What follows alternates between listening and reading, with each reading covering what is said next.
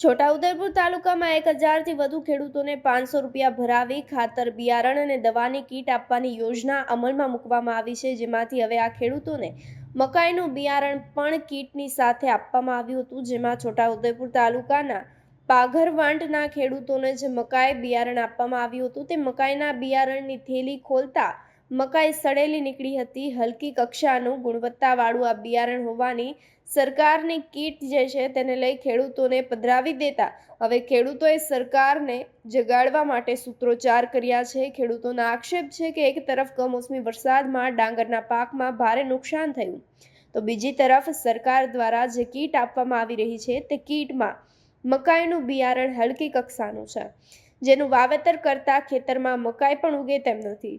જ્યારે તે જ ગામના ખેડૂતો બજારમાંથી મકાઈનું બિયારણ લાવી અને વાવેતર કરતા તે ખેડૂતોને મકાઈનું બિયારણ સારું નીકળતા મકાઈ ઉગી નીકળી છે। કૃષિ વૈવિધ્યકરણ યોજનામાં ઓનલાઈન જે ફોર્મ ભરેલા જે ટ્રાઇબલની કીટ હતી એમાં આપણે મકાઈ બિયારણ ડીએપી ખાતર પ્રોમ અને એક યુરિયાનો W500 ml જે આપ્યું હતું 13 તારીખે આ મહિના 11મા મહિનાની તે તારીખે મતલબમાં અમે ત્યારે ઓરન કર્યું અને 10 દિવસ 15 દિવસ પછી ખબર પડી કે આ તો ગાળા ઉગે છે, બહુ એમાં આચું ઉગે છે અને અંદર કોરીને જોવે તો સડેલી મકાઈ નીકળે છે અને બીજા પેકેટો બીજા તોડ્યા તો એ પણ સડેલા નીકળ્યા છે।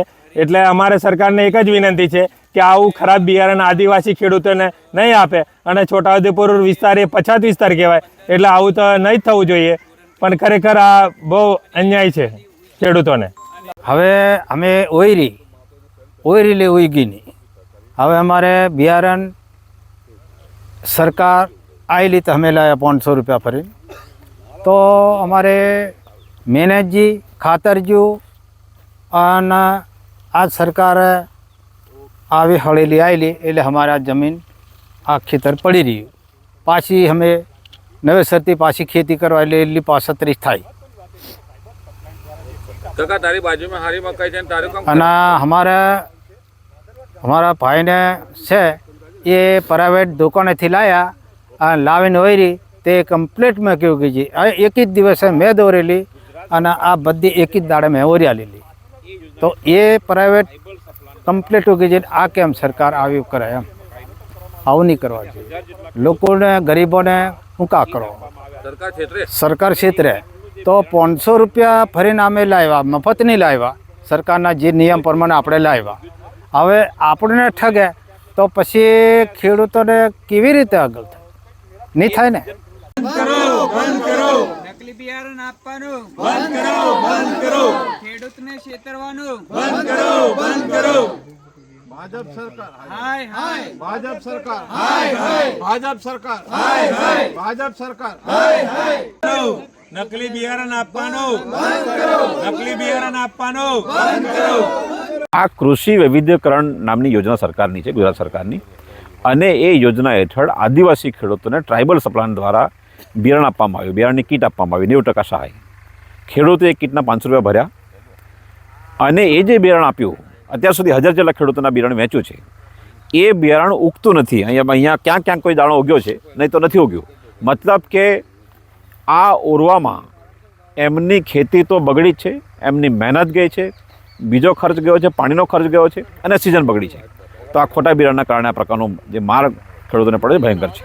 મોસમી વરસાદ કુદરતનો જે માર પડ્યો એમાં સરકારે થોડી સહાય કરવી જોઈએ, એનો જો ઠેકાણું નથી, એને કોઈ સર્વે વ્યવસ્થિત થયું નથી, એમાં લોકોને છેતરવામાં આવી રહ્યા છે। પણ એ સહાય આપે કે ન આપે, પણ સરકારનો જે આ માર છે ખોટું બિયારણ આપીને એ ભયંકર છે।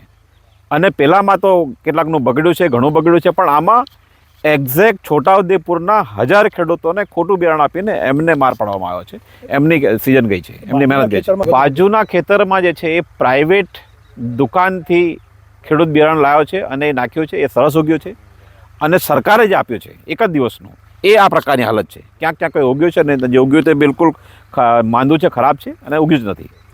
આ જે મકાઈનું બિયારણ આપ્યું છે, જો એ બિયારણ ખાનગીમાં જે આપે છે એવું સારું હોત તો આ પણ ઉગી ગયું હોત। આ નથી ઉગ્યું, મતલબ કે આ પૂરેપૂરો ભ્રષ્ટાચાર છે। આ બિયારણ માટેનું ઉત્પાદનની મકાઈ હોય જ નહીં, આ કોઈ પણ મકાઈને ભેજ કરીને એને થોડું કોટિંગ કરીને કોઈ કેમિકલ મિક્સ કરીને કીટમાં પધરાવી દેવામાં આવી છે, કારણ કે આ કીટમાં આપવાની હતી। એટલે ગમે તેવું બિયારણ આપી દેવામાં આવ્યું છે.